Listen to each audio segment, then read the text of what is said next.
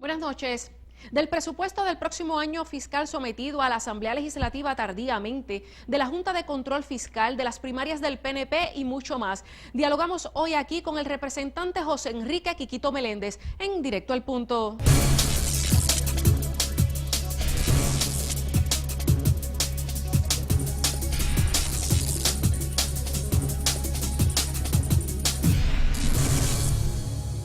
Buenas noches y bienvenidos a una edición más de Directo al Punto. Hoy nos acompaña el representante nuevo progresista José Enrique Quiquito Meléndez. Buenas noches. Buenas noches a ti y a todos los televidentes. Es un placer estar contigo. Representante, la Junta de Control Fiscal. La Junta de Control Fiscal, explíquenos qué fue lo que pasó la semana pasada, dónde fue que se aprobó ya en la Cámara, fue en la comisión. Abúndenos un poco sobre esta situación. La Junta de Control Fiscal, el proyecto que está en Washington, ¿verdad?, discutiéndose, es un proyecto que se acaba de aprobar en el Comité de Recursos de la Cámara de Representantes Federal, que preside el republicano Rob Bishop. Ese comité es el comité con jurisdicción sobre Puerto Rico, pero aquí lo importante es que es el proyecto, tal como está redactado, todavía no ha pasado al pleno de la Cámara, y la Cámara de Representantes tendrá que verlo en algún momento. Se presume que en el mes de julio, si finalmente lo ve. Estamos viendo, ¿verdad? Estamos viviendo un proceso bien difícil. El proyecto es un proyecto malo para Puerto Rico, es un proyecto difícil, un proyecto que incluye expresamente en la legislación una disposición para reducir la cantidad de empleados públicos en Puerto Rico. Incluye específicamente una disposición dirigida a reevaluar, recortar y probablemente eliminar el sistema de pensiones de Puerto Rico. Pero eso está expuesto en el proyecto, eso en la medida. está escrito en el texto de la medida. También habla de que tiene una disposición expresa para forzar la venta de activos públicos, como por ejemplo, podría esta Junta, ¿verdad?, compuesta de 7 personas, 6 de los cuales no podrán vivir en Puerto Rico, son nombrados por el presidente, pero estas personas podrían venir y decir, pues mira, pues vamos a vender el aeropuerto, o vamos a vender el expreso, vamos a vender cualquier tipo de propiedad pública que ellos entiendan que genera algún tipo de liquidez al gobierno de Puerto Rico. Pues estas personas que vendrían con inmunidad absoluta, o sea, no se podría procesar por negligencia ni por ningún tipo de violación criminal en su desempeño en el foro estatal ni en el foro federal. De manera que es un asunto bien complejo, y yo creo que ese proyecto, tal como está presentado, no es bueno para Puerto Rico. Fíjate que yo he sido consistente en que desde el principio he dicho que tiene que existir una Junta de Control Fiscal, algún tipo de control del gobierno de Puerto Rico, porque de la manera que se estaba gobernando y que se está gobernando Puerto Rico en estos 4 años, ciertamente no ha producido resultados positivos para nadie. Ciertamente hoy estamos hablando de que el gobierno no está pagando las deudas, hay cerca de 2.500 millones de dólares de cheques a contratistas que no se han pagado. Aquí estamos hablando de una crisis severa. Por lo tanto, tiene que haber algún tipo de control, y es natural que eso suceda. En mi caso, lo he dicho desde hace ya 2 años, que esto está a punto de pasar. Pero en este momento, el proyecto que se aprobó en el comité no le hace ningún favor al pueblo de Puerto Rico. Muchas personas han dicho que eso acerca a Puerto Rico a la estadidad. ¿Es bueno para resolver el problema de estatus, el desarrollo económico? Mira, la crisis de Puerto Rico, ¿verdad?, es una crisis creada por el sistema que tenemos colonial, ¿verdad?, por el estatus de Puerto Rico.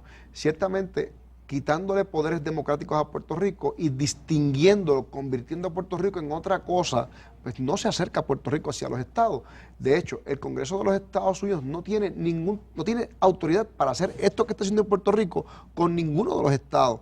De manera que yo no veo, ¿verdad?, cómo es que esto de alguna forma acerca a Puerto Rico a la estadidad, sino todo lo contrario. Lo que podría provocar es que, fíjate que si tú despides una cantidad indeterminada o amplia de empleados públicos aquí en Puerto Rico, les estás prohibiendo en el mismo proyecto que se manifiesten, cosa que en el proyecto suena bonito, pero en la práctica, ¿quién le va a prohibir a alguien que se manifieste en Puerto Rico? Tú sabes, es bien incómodo. Pero si eso sucediera y empezaran a vender activos públicos, creas una tormenta perfecta, y créeme que si eso sucediera de esa manera, eso no acerca a Puerto Rico a la estadidad. Eso podría quizás alejar a Puerto Rico de la estadidad. Ciertamente tenemos que buscar la forma de atender este asunto de la crisis fiscal, y la Junta de Control Fiscal que yo propuse en algún momento dado, y de hecho radiqué legislación con un grupo de compañeros representantes en la Cámara, era para establecer la política pública de Puerto Rico de que cualquier junta de control fiscal que fuera a ser aprobada en el Congreso tenía que venir, obviamente, en igualdad de condiciones, ¿verdad? Con una participación activa del gobierno de Puerto Rico, de los funcionarios electos de Puerto Rico, pero más importante aún, de que de cuál sería la composición, es que tenía que venir con un paquete de ayuda, porque tenemos una crisis económica y eso no se puede tapar el cielo con la mano. Y el Estado libre asociado, que es el estatus que tenemos hasta el momento, no nos garantiza unas herramientas para poder entonces salir solos de la crisis. Por eso es que Puerto Rico está en el Congreso buscando ayuda. Si no fuera ese el caso, o sea, si el Congreso no se necesitara, pues ¿para qué estamos pidiendo ayuda allá?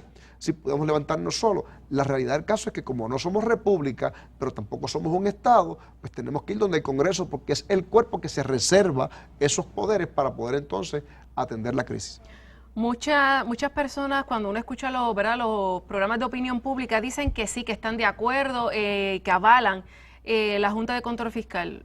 ¿Por qué usted cree, verdad, que la gente, si hay la posibilidad de que te traten que te reduzcan la pensión o te despidan si eres empleado público, por qué entonces la gente...? Yo creo que es interesante ese planteamiento que tú haces, porque fíjate que hay dos elementos importantísimos. Número uno, el 80% de los puertorriqueños, cuando se hizo el estudio hace apenas un par de semanas, apoya la Junta de Control Fiscal. ¿Por qué sucede eso? Eso sucede porque hay una frustración generalizada en la clase política de Puerto Rico. O sea, la gente está frustrada, decepcionada de los políticos en Puerto Rico porque les han fallado durante algún tiempo, ¿verdad? Entonces, ellos están viendo esto como un castigo hacia la clase política de Puerto Rico. Sin embargo, cuando tú le defines lo que es la Junta de Control Fiscal tal como está presentada en el Congreso, pues entonces la gente empieza, pero eso no es lo que yo estoy buscando. Porque cuando tú le dices, mira, puedes perder tu pensión, puedes perder tu empleo, van a vender los activos de Puerto Rico, estamos hablando de cosas y palabras mayores, y la gente comienza a repensar su apoyo a esa Junta. Y te digo, ya estamos viendo grupos pequeños todavía, ¿verdad?, que están tomándose quizás los derechos, la actitud, ¿verdad?, un tanto más violenta de estar dañando propiedad privada y pública, como por ejemplo vimos que el Capitolio lo escribieron y lo mancharon con tinta y expresiones de no a la Junta. Usted que es representante, ¿verdad?, electo, ¿cómo ve esa frustración del pueblo? Bueno, yo creo que habiendo estado, ¿verdad?, en minoría durante estos 4 años, en este cuatrenio, ¿verdad?, y he visto la frustración no solamente del pueblo, sino de nosotros, porque gran parte de las cosas que hemos estado advirtiéndole a la administración han pasado. Fíjate que, por ejemplo, te puedo dar un ejemplo, yo presenté legislación para que el IBU, tal como lo conocemos, ¿verdad?, el impuesto que se paga de 7%, se pagaba 7%, que ahora es 11.5%, pues mira, se le aumentara su captación y pudiéramos recuperar 1.250 millones de dólares que se están perdiendo, pues están pagando hoy, pero que no llegan a Hacienda. ¿Cómo hacíamos eso? Que los municipios lo buscaran. Pues entonces, el gobierno dijo que sí al principio, los alcaldes rojos y azules, entiéndase, PNP y Popular, dijeron que estaban de acuerdo con la propuesta que yo presenté, pero el gobernador se trancó y dijo que no. Entonces, lo que hizo fue que subió de 7 a 11.5% el impuesto para recaudar casualmente 1.250 millones de dólares. O sea, que si el gobierno hubiera adoptado mi propuesta, estuviéramos buscando más dinero con el mismo IVU que teníamos y no había necesidad de subir esto al 11.5. De manera que esas son cosas que nos frustran a nosotros, pero la clase política, particularmente porque el gobierno ha estado hablando de quiebra, de impago y moratoria, ha frustrado no solamente la capacidad del gobierno de llegar a los mercados, sino la calidad de vida de la gente. Se están rompiendo las familias, se están yendo para los estados. Aquí hay una migración masiva hacia los Estados Unidos. Representante, vamos a una pausa y cuando regresemos seguimos dialogando.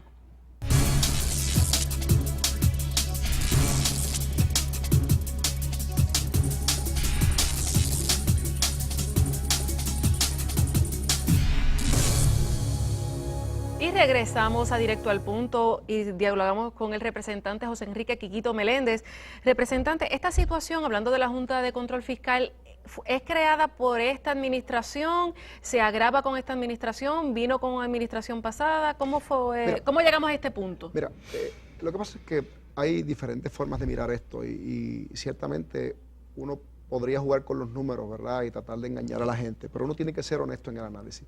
La deuda de Puerto Rico, la deuda constitucional, no es una deuda que se hizo ahora. Estamos hablando de que administraciones azules y rojas durante el tiempo, durante los años, han estado, cogiendo prestado, azules y rojos, claro está. Pero eso llegó a un punto fuerte, ¿verdad? Que es bien difícil. Pero lo importante es que esa deuda sí es manejable. Fíjate que el pago del servicio de la deuda solamente es el 16% del presupuesto. Así que si estamos hablando de que es el 16% del presupuesto, pues obviamente hay espacio para pagar.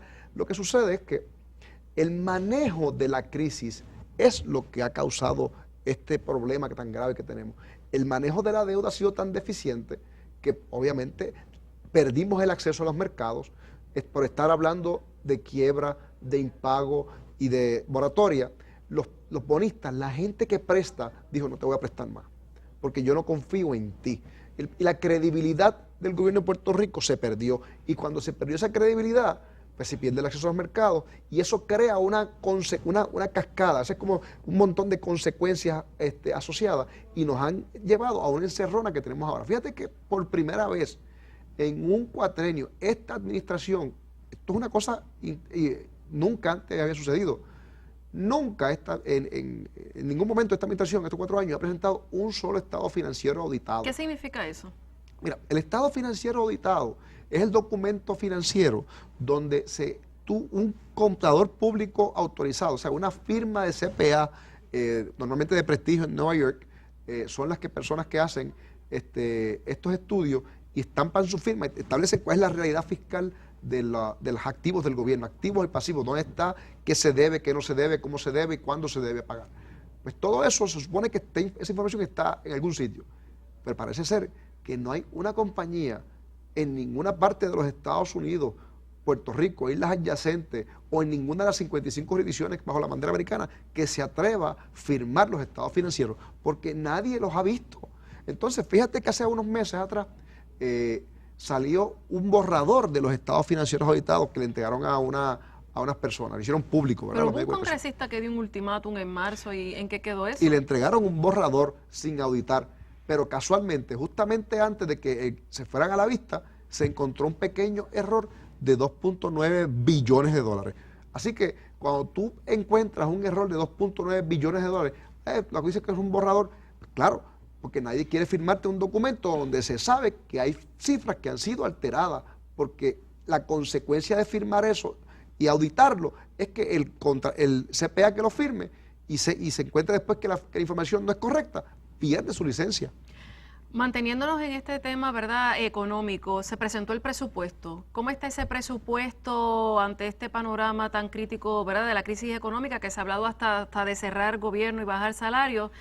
¿Cómo se presentó tarde? ¿Es la primera vez? ¿Por qué se presentó tarde? ¿Qué excusa le dieron? Uno de los presupuestos, ¿verdad? Este presupuesto de esta administración es uno de los presupuestos que más tardío se ha presentado en la historia de Puerto Rico. Fíjate que el presidente de los Estados Unidos, Barack Obama, en el mes de febrero presentó el presupuesto del gobierno federal, que estamos hablando que es un presupuesto de trillones de dólares. Estamos hablando de unas cantidades sustancialmente mayores, unas partidas gigantescas.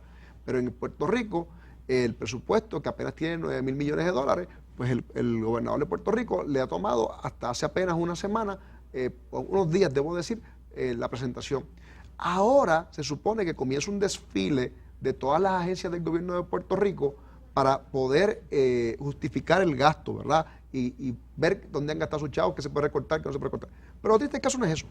Es que mientras todo esto sucede y se habla de crisis, el presupuesto contiene cerca de 1,000 nombramientos adicionales de plazas para, ¿verdad?, empleados públicos. Entonces tú te preguntas, pero ven acá, tú no estás diciendo públicamente, gobernador, que hay un problema fiscal y que probablemente tienes que despedir a empleados públicos o que no puedes pagar la nómina tal como está, pero entonces sometes un presupuesto donde tienes espacio para nombrar alrededor de 1,000 personas adicionales. Como que no hace sentido una cosa con la otra. Entonces tienes un presupuesto donde no está cuadrado, obviamente, porque no estás cubriendo tus obligaciones. La Constitución de Puerto Rico dice que el presupuesto tiene que estar cuadrado y que lo primero que se paga son las deudas. Pues, precisamente no incluyeron partidas en este presupuesto para el pago de la deuda. Por lo tanto, el presupuesto como está es ilegal y cualquier persona, si este presupuesto se aprobara tal como se presentó o con algunas enmiendas mínimas, esto lo que va a provocar es que los acreedores de inmediato van a ir al tribunal y vamos a ver una avalancha de demanda contra el gobierno de Puerto Rico porque hay un montón de gente que está esperando para poder cobrar lo que se le debe. Moviéndonos de tema, usted pertenece al Partido Republicano y usted preside el caucus de la Cámara, ¿verdad? Así es. Republicano en la Cámara. Explíquenos este fenómeno de Trump, que nadie lo entiende, él trató de correr una vez, no pasó nada, ahora exitosamente, hasta los latinos que él tanto le tira, cuentan con bastante respaldo de él. Mira, esto yo lo defino como la locura total. Y lo digo con mucha honestidad. Yo soy republicano, creo en los valores que el Partido Republicano representa, que es un gobierno más pequeño, eficiente y que el poder de la economía no esté en el gobierno, sino que esté en el sector privado. Así es que funcionan las economías en el mundo y las que son exitosas, particularmente las de los Estados Unidos. Sin embargo, Donald Trump ha tratado de capitalizar en la frustración, precisamente una cosa bien interesante, como aquí en Puerto Rico pasa lo mismo, está frustrado con la clase política. Él no es un político tradicional, es una persona que ha estado toda su vida en la farándula y ha convertido quizá la campaña presidencial, particularmente la nominación presidencial primarista dentro del Partido Republicano, en un reality show.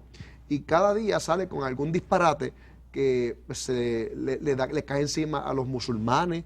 Estamos hablando Pero lo triste es que gusta. Porque fíjate que está llegando un electorado anglosajón que típicamente no participa de las elecciones y que está siempre está excluido. Ese elector, como está tan frustrado y siente que su país, Barack Obama, lo ha maltratado tanto y que ha perdido tanto poder en el mundo, pues quizás siente que el discurso de Donald Trump está calando. Y eso, yo lo que creo es que dentro de ese sector conservador, lo que va a provocar, cuando tan pronto Donald Trump se corone como el nominado presidencial del Partido Republicano, es que tristemente, fíjate que hay 55 millones de latinos y este señor está hablando de una muralla con México y deportar un montón de latinos de los Estados Unidos. Fíjate que eso lo que va a provocar es que ¿verdad? El Partido Republicano pierda la presidencia de los Estados Unidos. Ya se quedó como candidato único y en agosto, ¿qué va a pasar en esa convención? Podría pasar que, bueno, yo creo que ya él tiene, lo que he visto es que ya logró los 1.237 delegados necesarios para coronarse como candidato a la presidencia. Él será el candidato a presidente del Partido Republicano, a menos que ocurra alguna cosa extraordinaria. ¿Podrán otros líderes llegar a algún tipo de negociación y diálogo si no queda más remedio que sea Donald Trump el candidato a la...? Mira, yo creo que Donald Trump será el candidato, por lo menos hasta el momento. Yo tenía confianza, ¿verdad?, que finalmente el Speaker de la Cámara Federal, Paul Ryan, se convirtiera en el candidato a presidente, pero tal parece que no va a poder ser porque Donald Trump acaba de lograr en estos días la totalidad de los delegados. Pero lo importante es que puedan modificar su discurso, porque el reto para el Partido Republicano ahora, a sabiendas, y es lo que yo estoy en mi análisis, ¿verdad?, que ya están perdiendo la presidencia contra Hillary o contra Bernie Sanders, presumiblemente Hillary, que es la que va a ser la nominada, casualmente cuando salga de Puerto Rico el próximo domingo con todos los delegados de Puerto Rico, pues podría pasar que el backlash, o sea, el golpe que coja el Partido Republicano con una barrida de Hillary Clinton provoque precisamente que el Partido Republicano pierda Cámara y Senado, y eso pues, sería un golpe fatal, ¿verdad?, para los Estados Unidos, para el Partido Republicano particularmente. Así que yo creo que la candidatura de Donald Trump pone en riesgo la mayoría de, obviamente, el Partido Republicano en Cámara y Senado. Vamos a una pausa y cuando regresemos vamos a la parte final de Directo al Punto.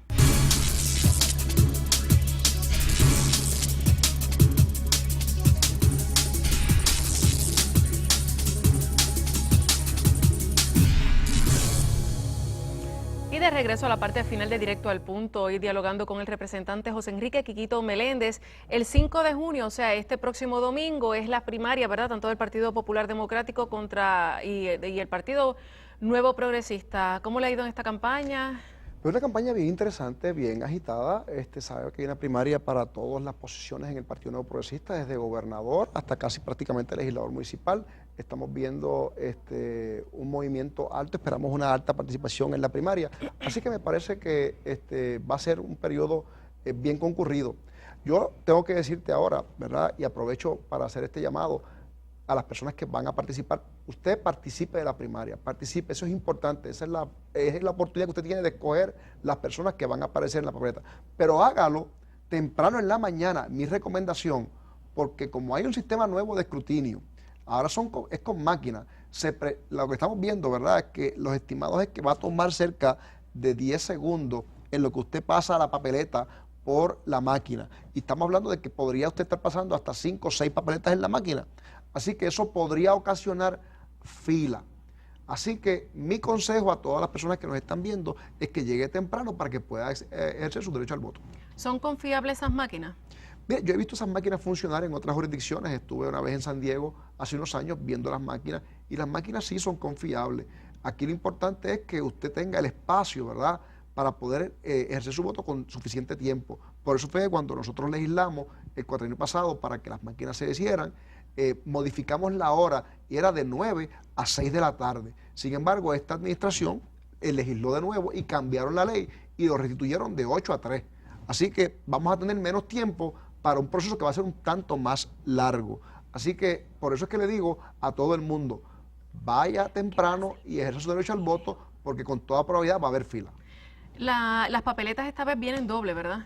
Sí, mira, esto es algo que me parece a mí que es un tanto absurdo, porque la ley no lo permite, pero los comisionados electorales, en ánimo de buscar la forma, junto con la presidencia, de economizarse 3 pesos, están yendo contra el elector. Y en este caso, en las papeletas de senador y representante por acumulación, y senador y representante por distrito, usted tiene que entonces estar bien pendiente cuando vaya a ejercer su derecho al voto, porque, por ejemplo, en el caso mío, yo soy representante por acumulación, voy a estar en la papeleta, aunque hago el número 1, usted va, me busca, votó por mí, pero usted tiene que dar la vuelta porque por el otro lado va a estar el grupo de los senadores por acumulación. Usted tiene que escogerlos también. Si no, perdió su derecho al voto a una cantidad de legisladores. Por eso es que me parece a mí que eso es contra el elector. Yo creo que la comisión comete un grave error con esto, pero ya es tarde y no se puede resolver. Brevemente, ¿cómo usted ve hasta este momento la contienda, ¿verdad?, más importante que tiene tanto el Partido Popular Democrático como el Partido No Progresista, que a la gobernación? Esta sería ya la tercera del PNP. Mira, la primaria, obviamente, a la gobernación en el PNP, eso no es algo nuevo, ya hemos visto, esta es la tercera. El PNP es un partido maduro y el doctor Ricardo Rosselló, según todos los estudios que hemos visto estadísticos, va a ganar esta primaria y créanme, lo va a hacer ampliamente. Pero lo importante aquí es que salga a votar, porque un estudio económico, un estudio estadístico, debo decir, por mejor que sea, sigue siendo eso, un estudio. Así que para que ese estudio se materialice, la gente tiene que salir a votar. Por lo tanto, usted vaya tempranito y vote, y usted va a ver, obviamente, escoja el candidato que usted quiera, y eso es un llamado que he hecho siempre en donde quiera que voy. Defienda a su candidato con pasión, el que usted quiera dentro del PNP, sea uno o sea el otro. Yo respaldo a Ricardo Rosselló, pero no me va a escuchar atacando a ningún compañero del partido, porque el PNP es solamente un partido, y después de la primaria, el día 5, cuando se sepa quién ganó, de ahí en adelante tenemos que estar con el que gane, porque tenemos que ir a asegurar que en noviembre el PNP prevalezca en la elección. ¿Usted ve que esta campaña ha sido más o menos igual que las otras? ¿Usted cree que va a haber división después del 5 de junio? El Partido Popular legisló, ¿verdad?, para trazar la primaria para el mes de junio, que era en marzo, precisamente para buscar la forma, como sabían que había una primaria en el PNP, de reducirle el tiempo de tranquilidad y de pase de mano al PNP para que no tuviéramos tiempo para reconciliación. Sin embargo, el PNP es un partido maduro. Yo estoy seguro que vamos a tener el espacio para unificar al partido y poder lograr una victoria grande en noviembre. Bueno, ¿cómo te fue? Para el que no sepa, ¿verdad? El representante Quiquito Meléndez es mi esposo, así que yo lo conozco muy bien, le deseo el mayor de los éxitos este próximo domingo. ¿Y qué? Yo me había aguantado, no quería ir al programa para que después no dijera, no se fuera a formar un revolú, pero la realidad del caso es que sigo siendo, ¿verdad?, funcionario público, pero sé el trabajo que tú haces aquí, todo el mundo lo sabe en la calle y lo reconoce, y de verdad que yo estoy muy orgulloso del trabajo que mi esposa hace aquí en Directo al Punto. Ahora digo yo, ¿cómo te fue conmigo? Ah, muy bien. Te traté bien, te traté bien. Esto ha sido todo en la noche de hoy, así que hasta una próxima intervención.